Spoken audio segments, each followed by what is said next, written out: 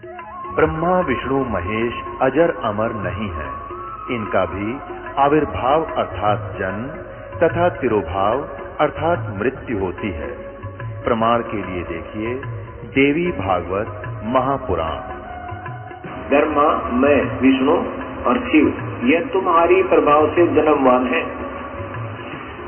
हम तो जन्मवान है, हमारा तो जन्म होता है और मरते हैं, नित्य नहीं है, हम अविनाशी नहीं है। फिर इंद्रादि दूसरे देवता नित्य किस प्रकार हो सकते हैं? कृपया अवश्य सुनिए जगत गुरु तत्वदर्शी संत रामपाल जी महाराज के अमृत वचन।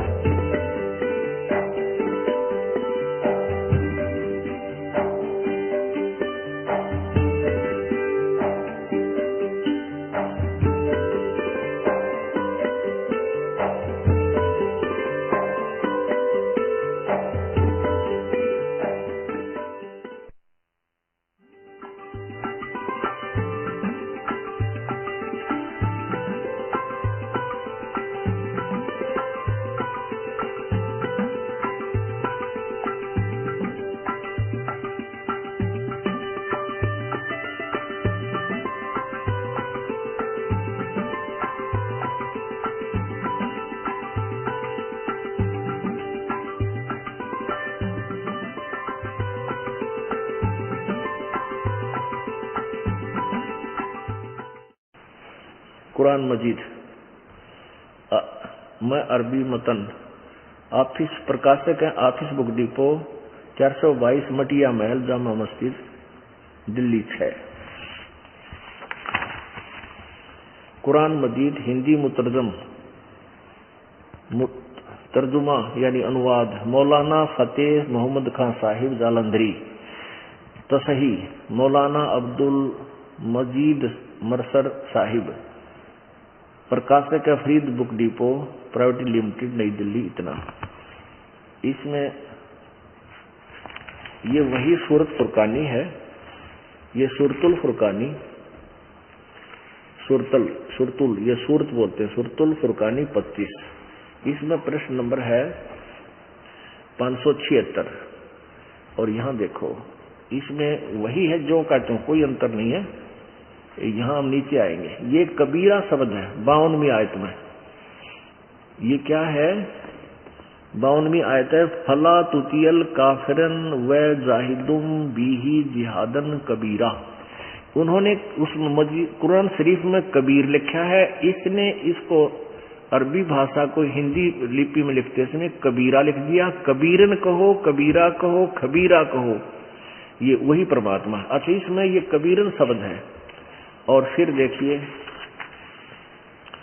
आयत नंबर 57 में 58 में, ये 57 खत्म हुई 58 में, इसमें खबीरा इवादी ही कबीरा, इवाद ही माने पूजा के योग, कबीरा माने कबीर परमात्मा। खबीरा कहो से कबीरा। 59 में भी खबीरा और इसमें कबीरन लिखा है। तो इसलिए इस दास ये दिखाना चाहता है कति कंसेप्ट क्लियर हो जा कि ये कबीरन शब्द का अर्थ हिंदी में कबीर ही है, हम कबीर कहते हैं। अब ये क्या लिखा है ये हम फिर आपको कुरान शरीफ से रूबरू कराते हैं। ये देखिएगा, ये कुरान शरीफ से वही कुरान शरीफ है जो अभी आपको दिखाई थी। अब इसका सूरत फुरकानी वही चल रही है, सूरत फुरकानी 25। इसमें हम 52 आयत को पढ़ रहे हैं, वही है जो कुरान मजीद में आपने देखा है। 52वीं आयत है, 51वीं समाप्त हुई। फला तुतियल काफिरन व जाहिदुम बिही कबीरन जिहादन कबीरन। इनका क्या अर्थ किया इस महापुरुष ने? इसी का 52वीं आयत का हिंदी में, ए पैगंबर, यानी इस कुरान शरीफ बोलने वाला अल्लाह अपने पैगंबर मोहम्मद हजरत मोहम्मद को कह रहा है, ए पैगंबर, तो ए पैगंबर तुम काफिरों का कहा न मानना। और इस कुरान की दलीलों से उनका सामना बड़े जोर से करो। इन्होंने कबीर का अर्थ बड़ा कर दिया और दास इसका अर्थ क्या बताता है कि इसमें ये कहा है कुरान शरीफ का ज्ञानदाता अल्लाह, हजरत मोहम्मद से कह रहा है कि ये जो काफिर हैं वो कहते हैं कि तू जो बोल रहा है ये गलत बोल रहा है, और वो कोई और अल्लाह नहीं है बड़ा, यानी कबीर कोई अल्लाह नहीं है, कबीर नहीं है, और ये देवी देवता ही पूजना ठीक है। वह भी बुत पृष्ठ मूर्तियां पूजा करते थे, और तू इनकी बातों में मत आना कि इस कबीर के लिए, इस अल्लाह कबीर के लिए संघर्ष करना, यानी तू सच मानना जो मैं कह रहा हूं वो परमात्मा पूर्ण है। और ये वही है, कौन है? जिसने 6 दिन में सृष्टि रची, 7वें दिन तख्त बजा बैठा। इससे सिद्ध हो गया कि कुरान शरीफ के ज्ञान देने वाले अल्लाह से वो सृष्टि रचने वाला अल्लाह कोई और है, उसका नाम कबीर है। ये देखो, अब हम यह अपने हिंदी पढ़ ली 52 की, अब 53 की हिंदी पढ़ाएंगे आपको।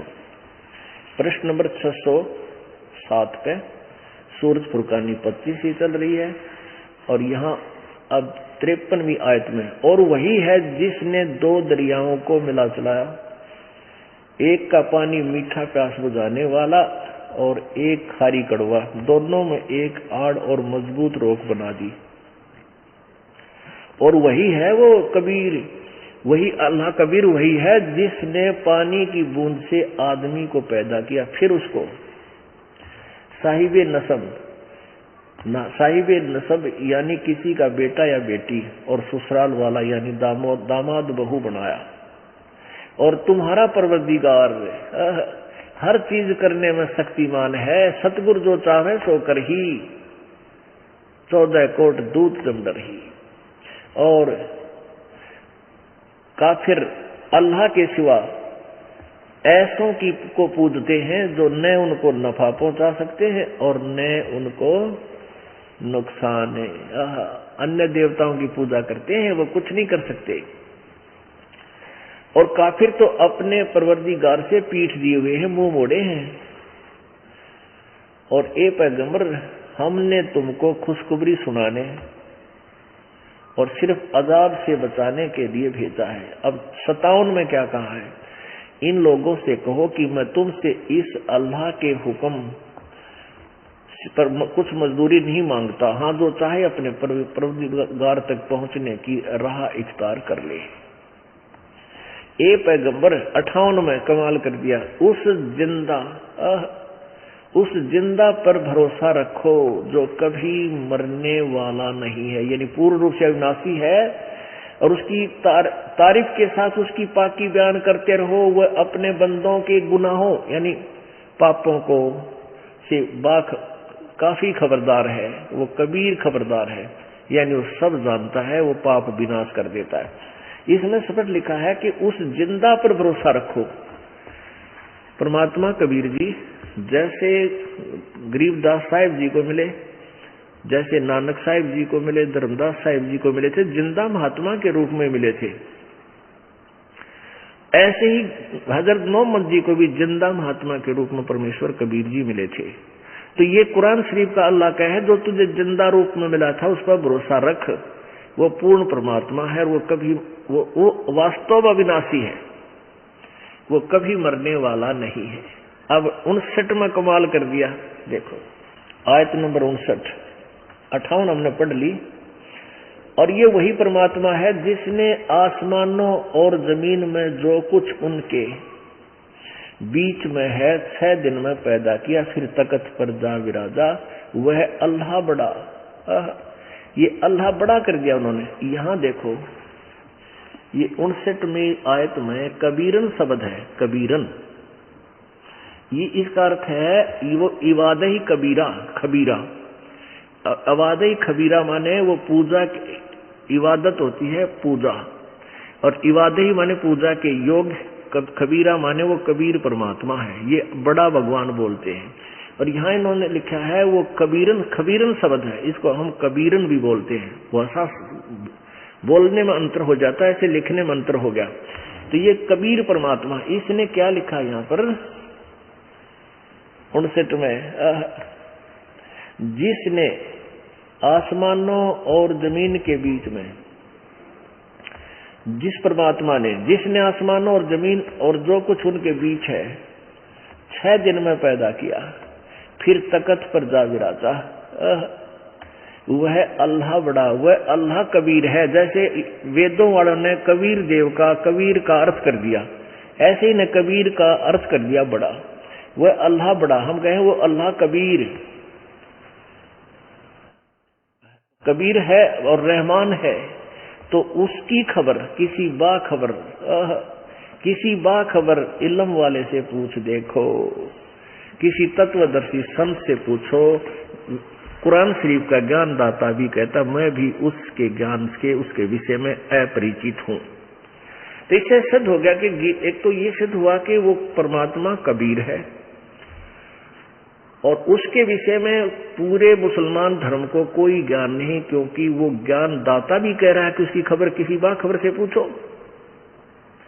तो वो ज्ञान कुरान शरीफ के ज्ञान से भिन्न है, वो इस दास के पास है जो परमात्मा ने स्वयं आकर दिया हुआ, कबीर जी।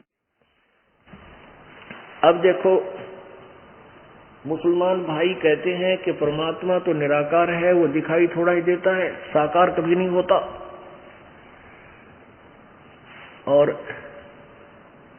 ईसाई भाइयों से पूछकर देख लो,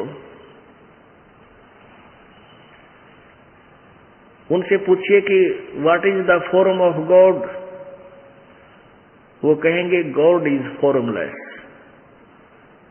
गॉड इज फॉर्मलेस। फॉर्मलेस माने निराकार, उसका कोई आकार नहीं।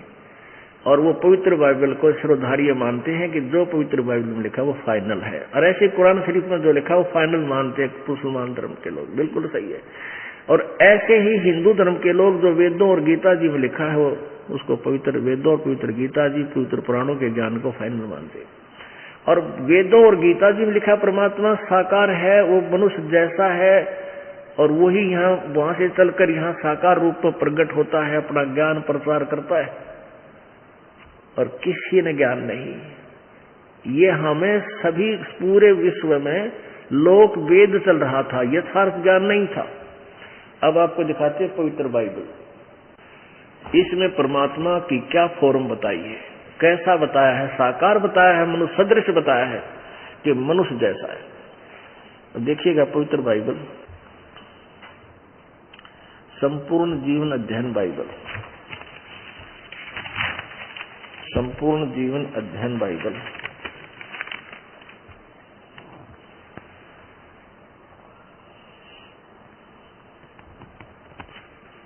ये कहां से छपा है? संपूर्ण जीवन अध्ययन बाइबल, प्रबंधक संपादक डेविड स्टुअर्ट, अंग्रेजी प्रधान संपादक Donald C Stams MA MDV, संयुक्त संपादक जे वेस्ले आदम्स PhD, संपादक ये सारे। ये कहां से छपा है? USA से।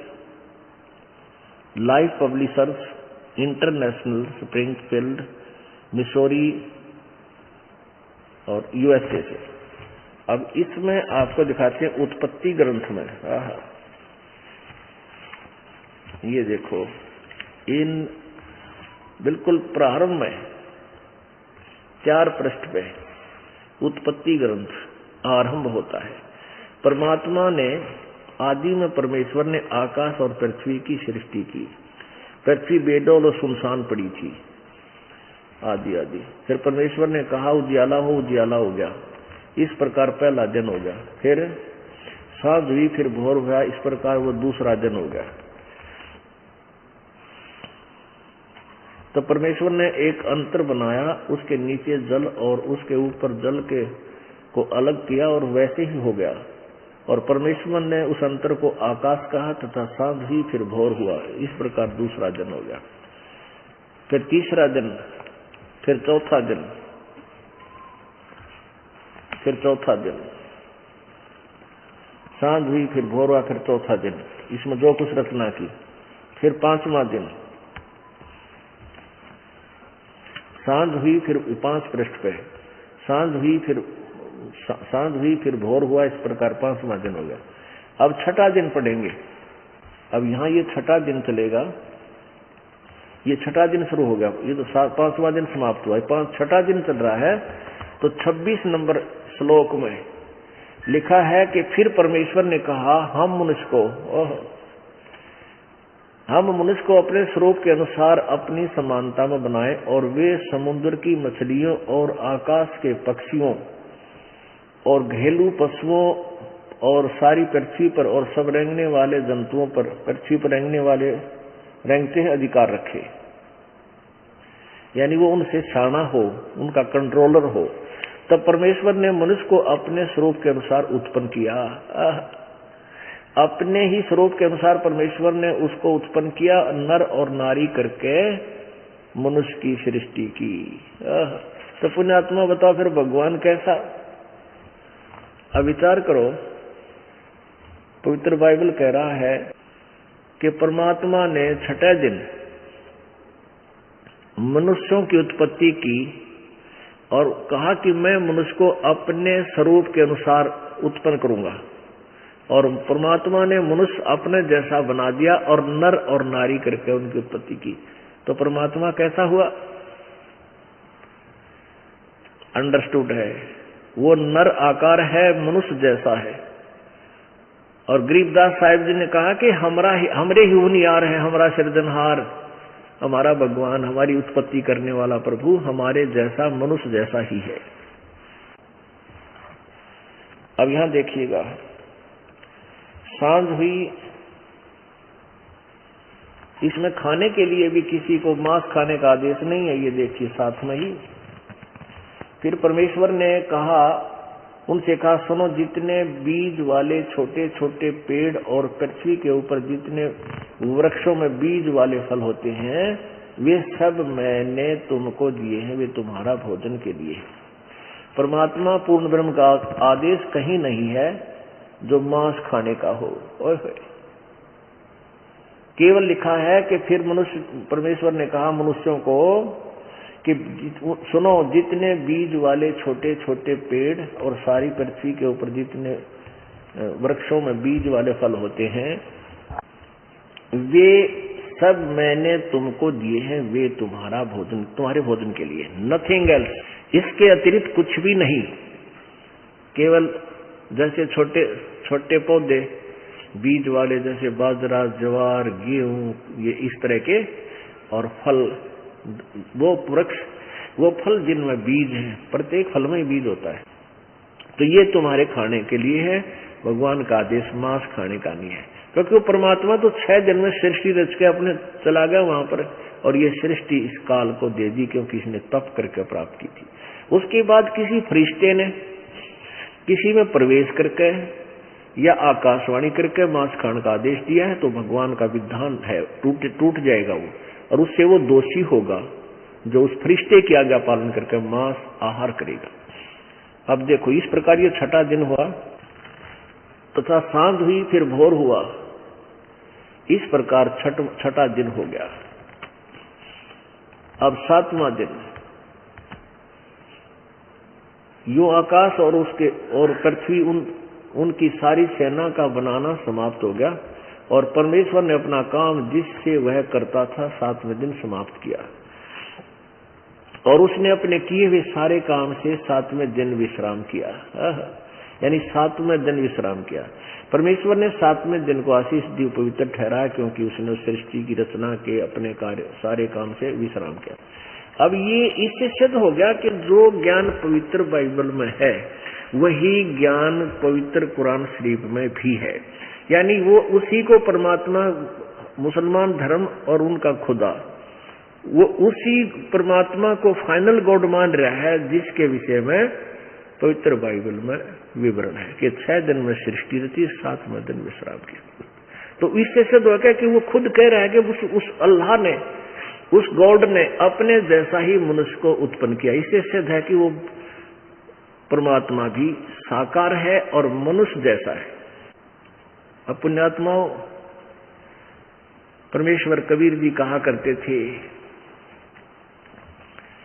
भाई मोती मुक्ता दर्शत नाही, ये जग है सब अंदरे, दिखत के तो नैन चश्म, इनका फेरा मोतिया बंदरे। अब जैसे किसी को मोतियाबिंद हो जाता आंखों में एक रोग है। वो आंखें उसकी बड़ी स्वस्थ दिखाई देती है, स्वस्थ, और उसको दिखता कभी नहीं, नपट अंधा होता है। ऐसे ही ये विद्वान पुरुष जो वेदों को पढ़ते थे, गीता जी को पढ़ते थे, पुराणों को पढ़ते थे, वो हमने तो ऐसे लगे थे बड़े विद्वान पढ़े हैं और संस्कृत में बोलते बोलते थकते नहीं थे। तो हम ये सोचा करते इन्होंने सारे सदग्रंथों को ठीक समझकर हमें बताया है। अब ऐसे ही कुरान शरीफ के पढ़ने वाले, उनको भी पूर्ण ज्ञान नहीं। इसमें लिखा क्या है? क्योंकि पूर्ण परमात्मा से मोक्ष होगा, और वो परमात्मा और है जिसने 6 दिन में सृष्टि की 7 दिन तक सोजा बैठा, उसके विषय में स्पष्ट लिखा है कि वो तो कोई और है, किसी बाखबर से पूछ देखो। तो मुसलमान धर्म ने भी ट्राई नहीं करी कि किसी और से पूछे, और स्वयं ही लोकवेद बना लिया, पर अल्लाह निराकार है। अल्लाह तो साकार कह रही है कुरान शरीफ, और मनुष्य जैसा है, पवित्र बाइबल ने बताया, उसी का समर्थन कुरान शरीफ में है।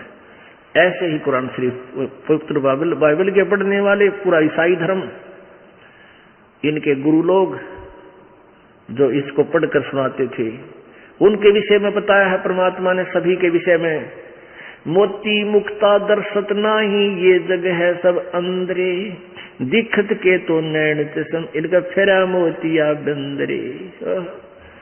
ये हमने तो बड़े विद्वान दिखे थे, पर थे ये ज्ञानहीन, ज्ञान नेत्रहीन। इनकी आंखों में, ज्ञान वाली आंखों में मोतिया बंद था। ये हमें नजर ऐसे होते जैसे बड़ी साफ नजर है, दिखता होगा इसको आंखें साफ है, यानी ये विद्वान है। कोई अरबी भाषा का विद्वान था, कोई अंग्रेजी में बोला था, कोई संस्कृत के विद्वान थे, और हम सोचे थे सदग्रंथों को इन्होंने जाना है, पर उन्होंने संस्कृत को नहीं, सदग्रंथों को बिल्कुल नहीं जाना था। ये तो परमात्मा आते हैं, प्रत्येक युग में अपनी महिमा आप बताते हैं, और वही जगत गुरु होते हैं, वही सतगुरु होते हैं, और वही एक दास की भूमिका बनकर एक परम संत की भूमिका करके अपनी प्यारी आत्माओं को यथार्थ ज्ञान से परिचित कराते हैं।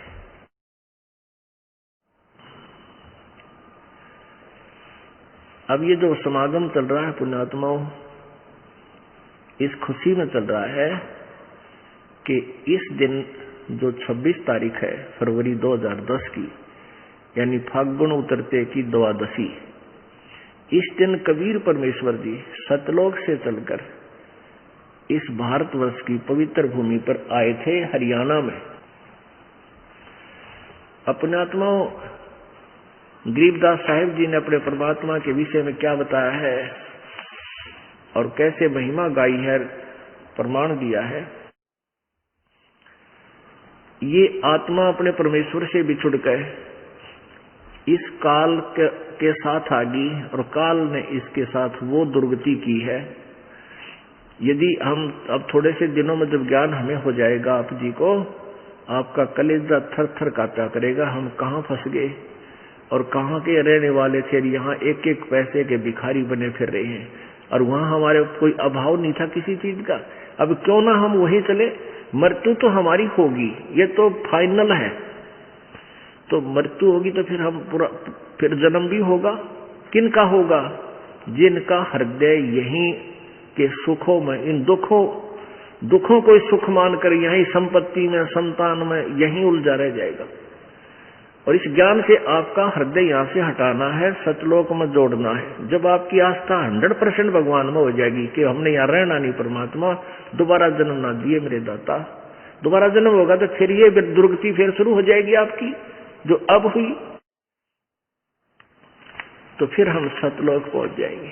लेकिन ये मन जो है ये सच्चाई की तरफ नहीं चलता, उल्टी साधना इसको बता दे करने को तैयार हो जाएगा। कत्ती बिल्कुल भी नागा नहीं करे, रोजाना बख्ते उठेगा, नहावे धोएगा और बैठ जाएगा न्यू करके, क्योंकि वो डले डोले उसको पता है इसको कुछ मिलना है नहीं।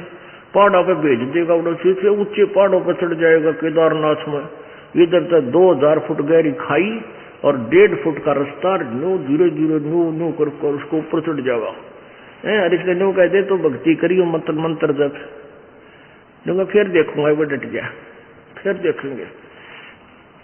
तो इस प्रकार ये काल, ये मन जो है वास्तविकता को कम और नकल को शीघ्र ग्रहण करता है।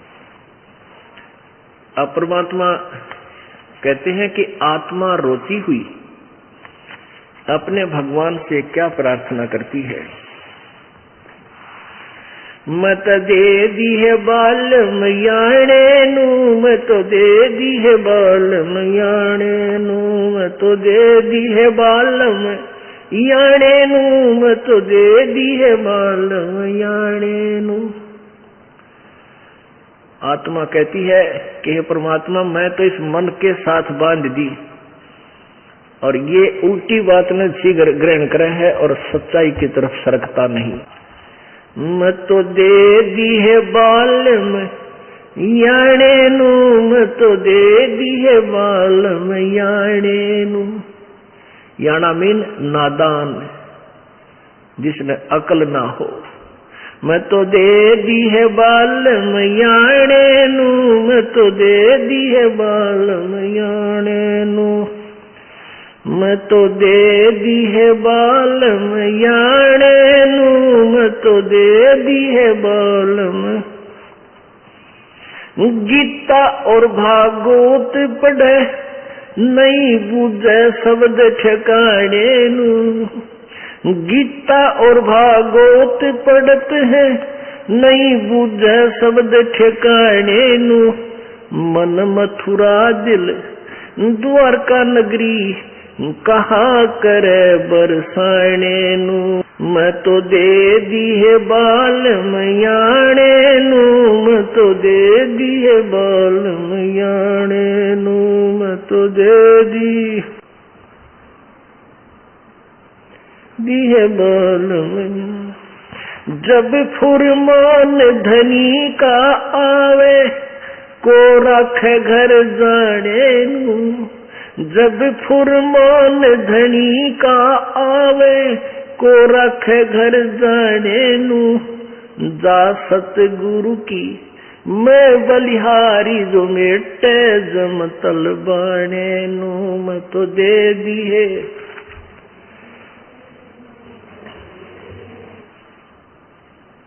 मैं तो दे दी है बाल मैयाणे नू, मैं तो दे दी है बाल मैयाणे नू, मैं तो दे दिए।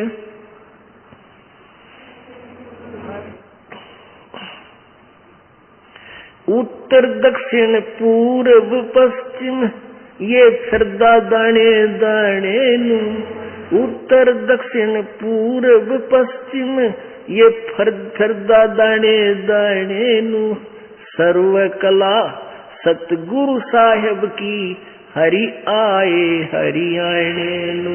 मैं तो दे दी है बालम याणे नू, मैं तो दे दी है बालम याणे नू, मैं तो दे दी।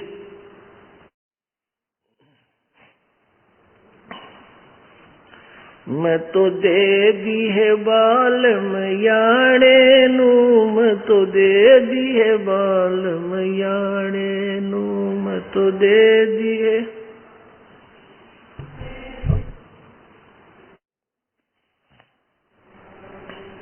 उत्तर दक्षिण पूरब पश्चिम ये फिरदा दाने दाने नू।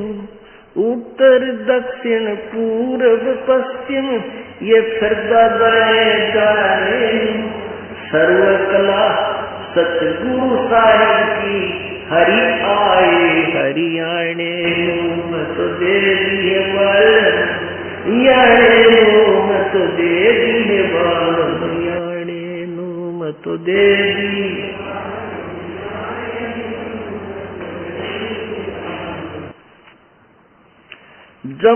जम किंकर का राज कठिन है नहीं छोड़े राजा राणे नू। जम किंकर का राज कठिन है नहीं छोड़े राजा राणे नू। या दुनिया दा जीवन झूठा तुम भूल गए मर जाने नू। मैं तो दे दी है बालम याणे नू, मैं तो दे दी है बालम। मैं तो दे दी है बालम याणे नू, मैं तो दे दी है बालम याणे नू, मैं तो दे दी।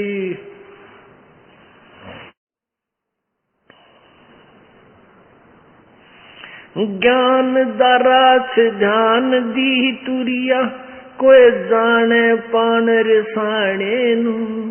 ज्ञान दरास ध्यान दी तुरिया, कोई जाने पान रिसाणे नू।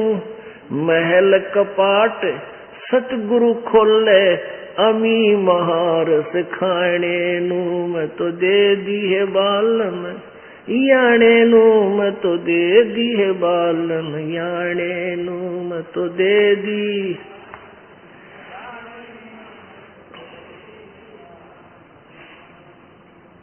मैं तो दे दी है बालम याणे नू, मैं तो दे दी है बालम याणे नू, मैं तो दे दी है बालम।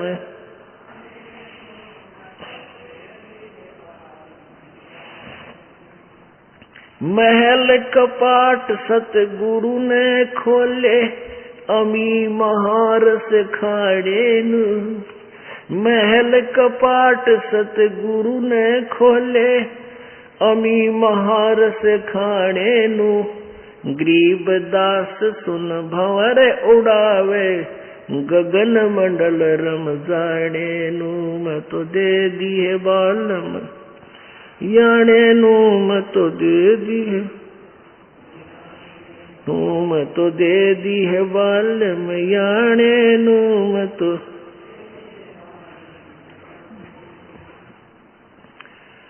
अब इसमें क्या बताया है, गरीबदास साहिब जी कह रहे हैं, आत्मा रो रही है और कह रही है कि हे परमात्मा, मैं तो इस, क्योंकि ये मन, यहाँ का यो काल जो है, ये मन रूप में प्रत्येक प्राणी में ये भिन्न भिन्न रूप बनाकर विराजमान हो गया, और ये मन ही हमें उल्टे रास्ते विकारों पर, यहाँ की बुराइयों में जबरदस्ती लगाता है।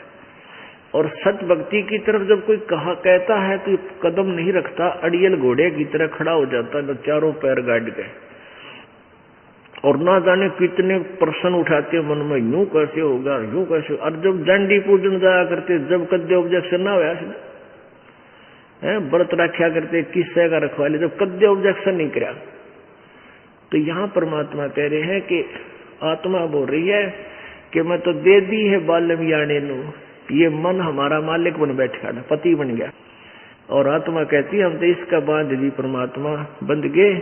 और ये क्या करता है, गीता और भागवत पढ़े, न बुद्ध शब्द ठेकाने नो। गीता पढ़ा करते, श्री मद भगवत देवी भागवत भी पढ़ते थे, पुराण पढ़ते थे, गीता जी भी पढ़ते थे पंडित लोग। और कह का बेरा नहीं ने क्या है का पता नहीं, वो सोच कर गोटे जाते, सुनाए जाते हैं, अपने मनमुखी ज्ञान सुना देते हैं। तो यहाँ परमात्मा कहते हैं कि जो साधना तुम करते हो, इससे तुम्हारा काल का जो जन्म मृत्यु का जो दुख है काल द्वारा दिया हुआ, ये समाप्त नहीं हो सकता। क्या कहते हैं कि जब फुरमान धनी का आवे और को राखे कर जाने नु, और जा सतगुरु की मैं बलिहारी जो मेटे जम तलवाने नु।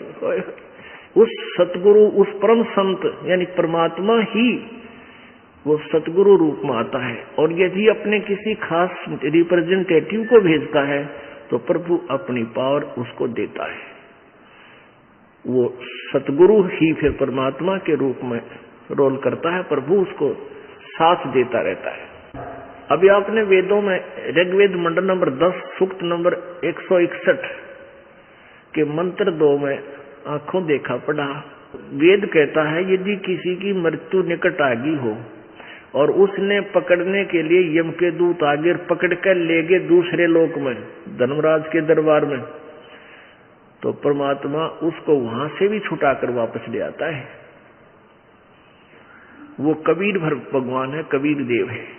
तो यहाँ गरीबदास साहिब जी भी वही प्रमाण दे रहे हैं कि जब फुरमान धनी का आया को रखे घर जाने नु, कि जब यहाँ के मालिक का संस्कार अनुसार जब तुम्हारा समय पूरा हो गया, तुम्हें यहाँ से लेने के लिए फरमान आएगा, वहां से आदेश आएगा। और फिर उसके साथ साथ क्या कह रहे हैं, जा सतगुरु की मैं बलिहारी, जो मेटे जम तल बाड़े नु। इस काल का हुक्म आवे, मान लो उसका समय पूरा हो गया, मृत्यु होनी है, और परमेश्वर कबीर जी का नाम ले रखा है इस दास के माध्यम से, वो आएंगे लेने के लिए।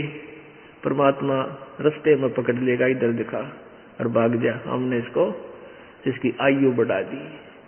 कहते हैं जो मिटे जम तलबाने ने, तलबाना माने उसका हुक्म,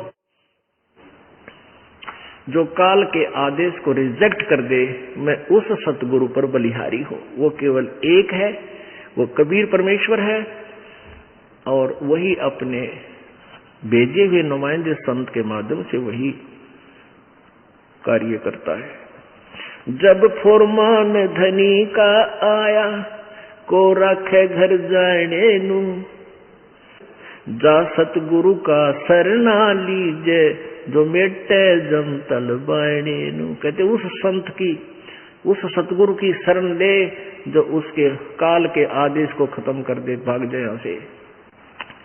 काल डरे करतार से, गरीबदास जी कहते हैं, काल डरे करतार से, जय जय जय जगदीश, जोरा जोड़ी झाड़ता पगरज डारे शीश।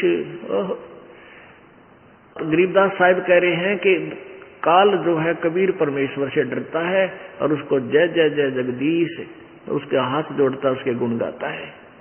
और ये मौत परमात्मा कबीर जी के जूते झाड़ती है, वो यानी उसके खास नौकर हैं, उसके आदेश बिना ये किसी पर अटैक नहीं कर सकते। और परमात्मा कबीर जी के जूते झाड़ के उसके पैरों की चरण अपने माथे को लगाती है। कहने का भाव ये है कि उस कबीर परमात्मा के हुक्म बिना हमारे भगत की मौत नहीं आ सकती, जब वो नियम में रहता है। जब लग हंसा हमारी आना, काल लगे ना तेरा वर्ण। कबीर परमेश्वर ने कहा था धर्मराज के दरबार में कि जब तक ये हंस मेरी आत्मा मेरी मर्यादा में रहेंगे, ये तम्बाकू जर्दा फीम नहीं खाओगे, शराब नहीं पीवेंगे, आन उपासना नहीं करेंगे, कोई भी बुराई नहीं करेंगे, तो मेरी मर्यादा में जो हंस रहेगा, मेरा नाम जाप करेगा, ये मंत्र, तो काल का अटैक आप मेरे बच्चों पर नहीं हो सकता। जब लग हंसा हमारी आना, काल लगे ना तेरा बाण। बाण तेरा तीर नहीं लगेगा, ये तीर मार देता, किसी एक्सीडेंट करवा दे, किसी का हार्ट अटैक कर दे, किसी का कैंसर कर दे, किसी का और बीमारी कर दे, यानी उनको मार डालता है। तो फिर परमात्मा कहते हैं ऐसा तेरा अटैक नहीं हो सकता मेरी आत्मा पे।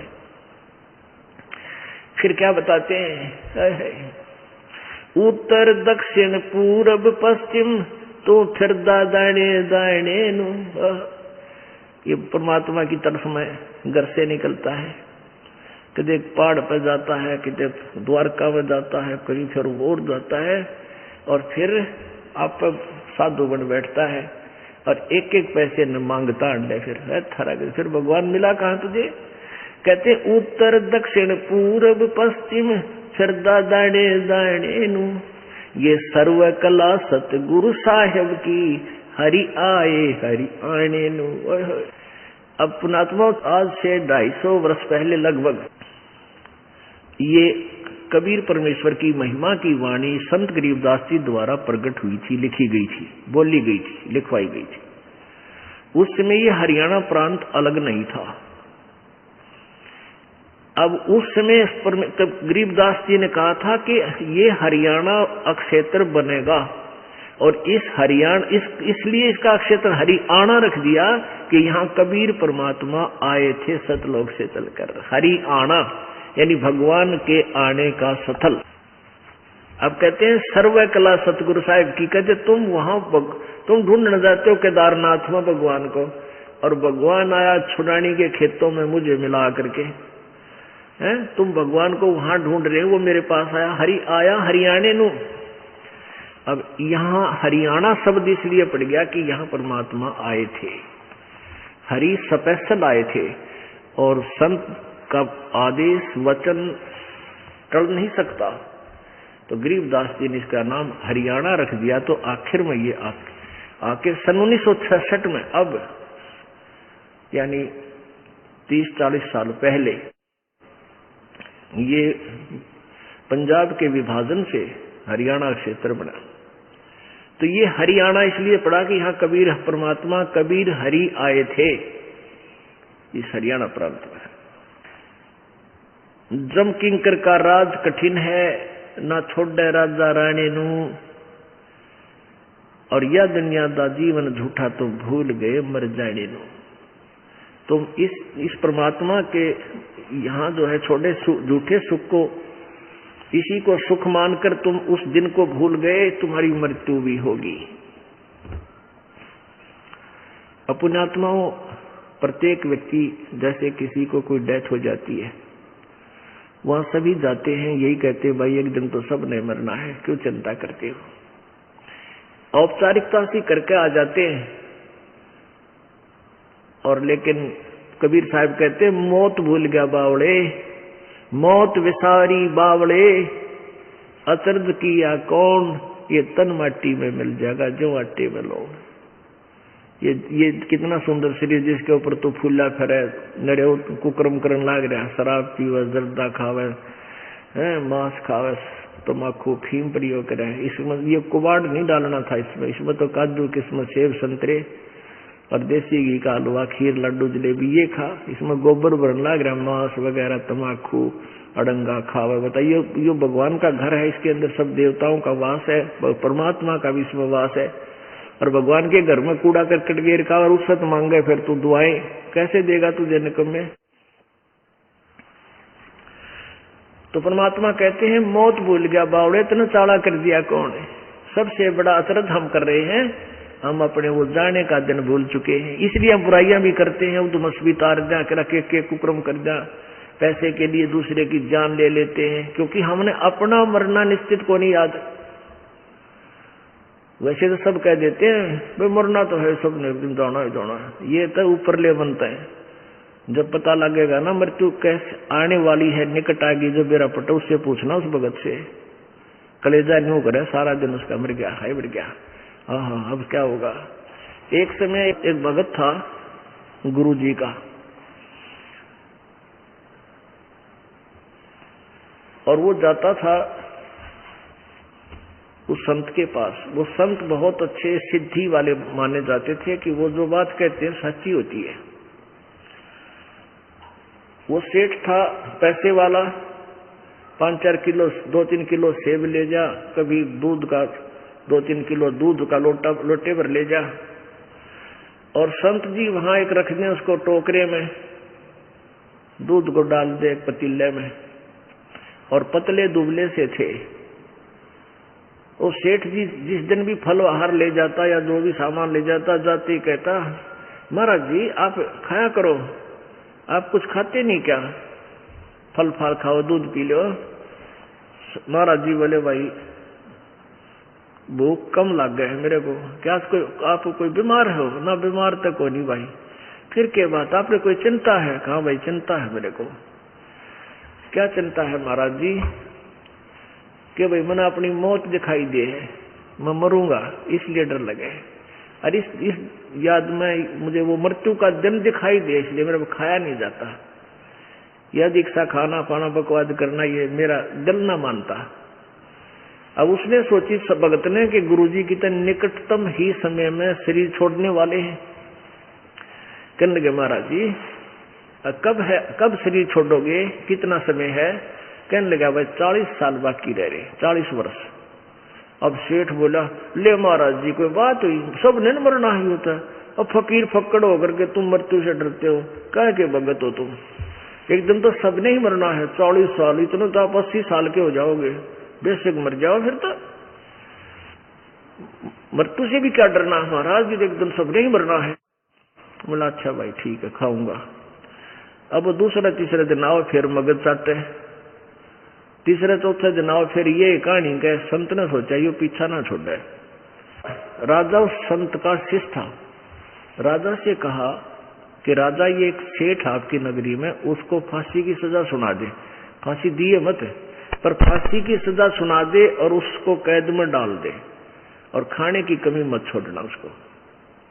राजा ने गुरुजी का आदेश था, जाति आदेश, उसको पकड़ जाए सिपाही और कह दिया भाई तुमने मानस मार दिया और 302 की सजा तेरे पर लगेगी और तेरी फांसी देंगे तुझे।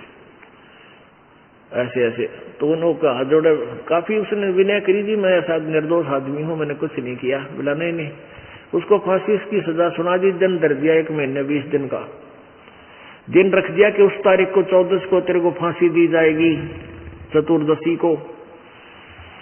अब सेठ जी कोठड़ी बंद कर दिया, सारा खाने के लिए सेब संतरे काजू खास वहां रखे और 1 लोटा 3 किलो दूध, 2-3 किलो दूध वहां पर डेली बदल दे, डेली पहुंचा दे।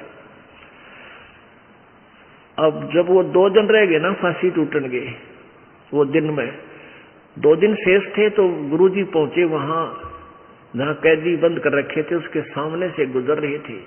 उसने देखा, सेठ जी ने, भगत जी ने देखा कि वो ये तो गुरुजी आ गए। गुरुजी सत साहेब, गुरुजी राम राम।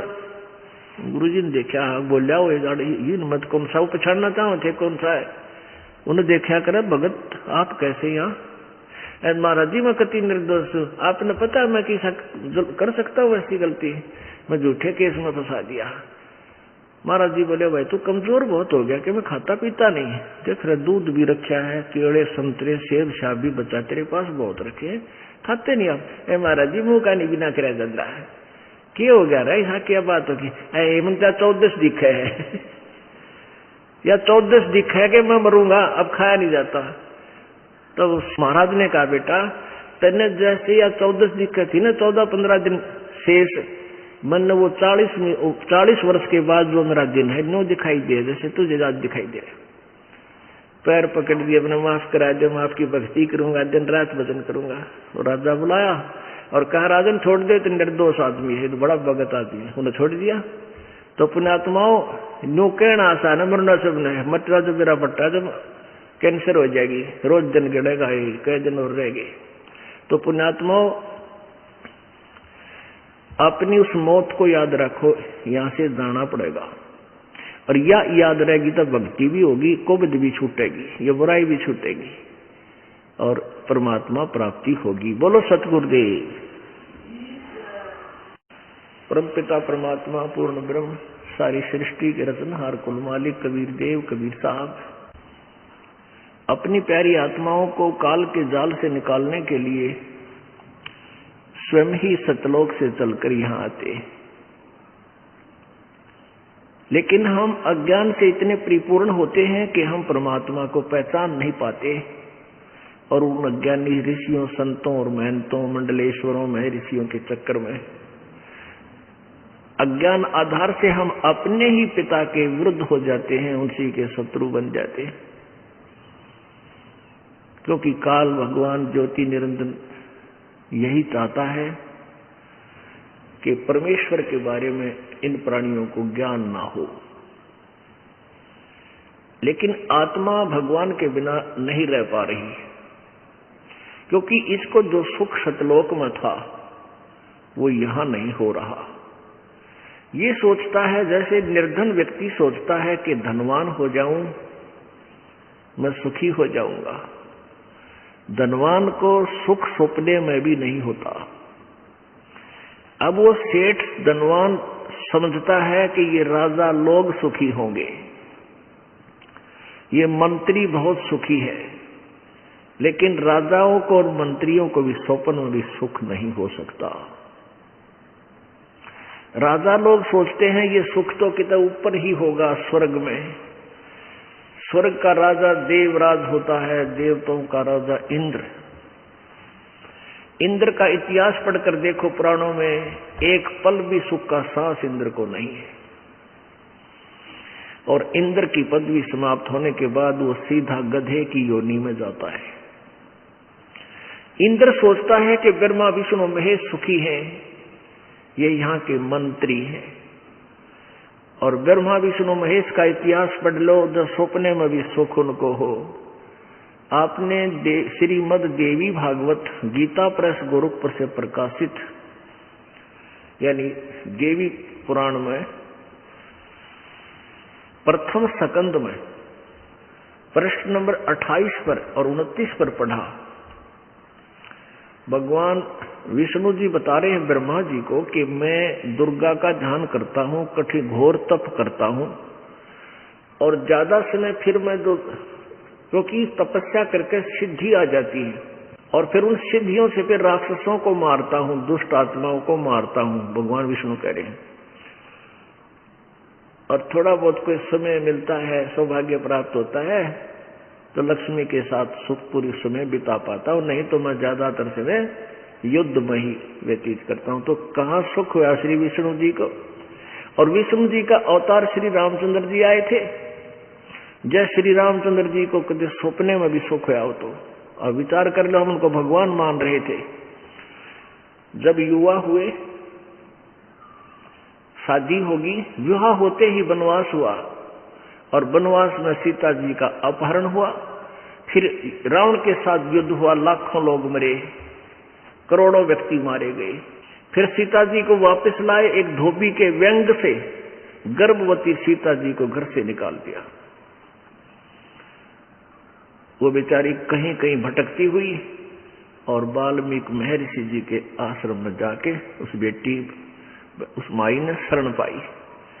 अब रामचंद्र जी राजा और परिवार उसके पास नहीं, ना जाने कहां दुख पा रहा है, तो वो व्यक्ति कभी भी सुखी नहीं हो सकता जिसका परिवार बर्बाद हो चुका हो। बताओ वो क्या सुख था? तो सारी पृथ्वी का राजा बन जावे, आग लगे इसे राज के। और फिर रामचंद्र रूप में उसने बाली को मारा था, सुग्रीव के भाई को, विष्णु जी ने, अर्थात रामचंद्र जी ने। उसका प्रतिफल उसने स्वयं श्री कृष्ण रूप में आकर बदला दिया। एक शिकारी ने भगवान श्री कृष्ण के पैर में तीर मार कर उनका वध किया। और श्री कृष्ण जी का जीवन, पूरे जीवन का इतिहास देख लो, सारा जीवन दुख में, जन्म जेल में, माँ बाप जेल में, मामा शत्रु बन गया, मारने के लिए पीछे पीछे दौड़ रहा है, कभी केसी मारने जा रहा है, कभी पुतना जा रही है, कभी कोई भाग रहा है, कोई कुछ कर रहा है, कभी चानौर उसके पीछे लगा है, कभी जरासिंह और कभी काल्यवन। उनके सताए हुए भगवान श्री कृष्ण जी और द्वारका बनाई, अलग से समुद्र में एक टापू ढूंढ गए। वहां जाकर कुछ दिन वो राहत मिली। उसके बाद दुर्वासा के श्राप से पूरे यादव कुल का विनाश हो गया, और श्री कृष्ण जी के भी कई हजार पुत्र थे, पोत्र थे, परपोते थे, वो सभी मारे गए, और श्री कृष्ण जी भी अंत में तीर से मारे गए। तो कैसे सुख हुआ?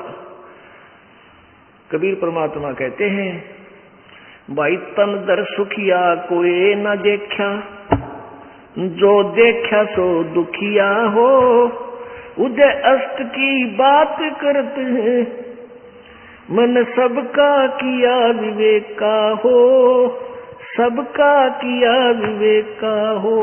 तन दर सुखिया कोई न देखा, जो देखा सो दुखिया हो, उदय अस्त की बात करते हैं, मन सबका किया विवेका हो, सबका किया विवेका हो।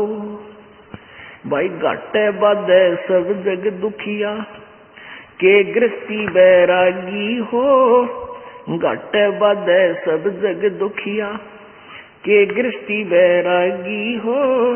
सुख देव ने दुख के डर में, गर्भ में माया त्यागी हो, गर्भ में माया त्यागी हो। तंदर सुखिया कोई न देखा, जो देखा सो दुखिया हो, उदय अस्त की बात करते हैं, मन सबका किया विवेका हो, सबका किया विवेका हो।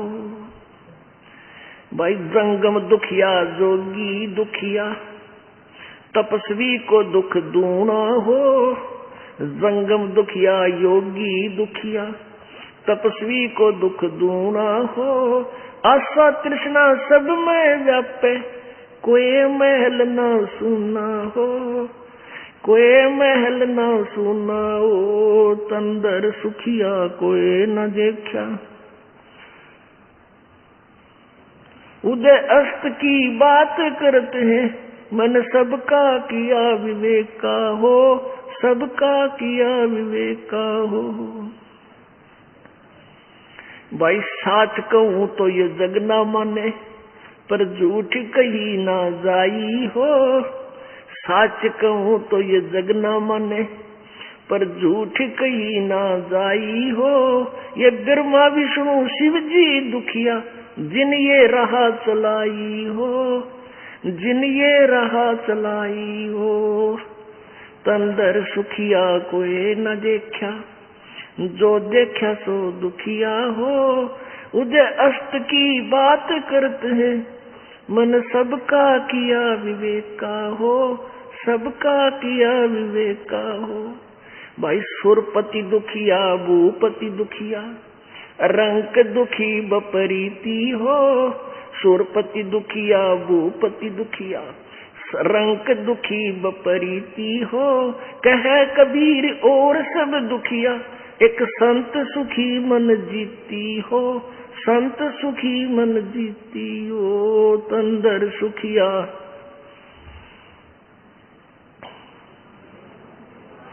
उदय अस्त की बात करते हैं, मन सबका किया विवेका हो, सबका किया विवेका हो।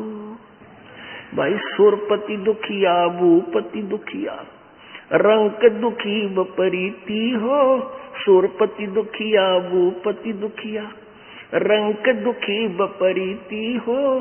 कहे कबीर और सब दुखिया, एक संत सुखी मन जीती हो, संत सुखी मन जीती हो। तंदर सुखिया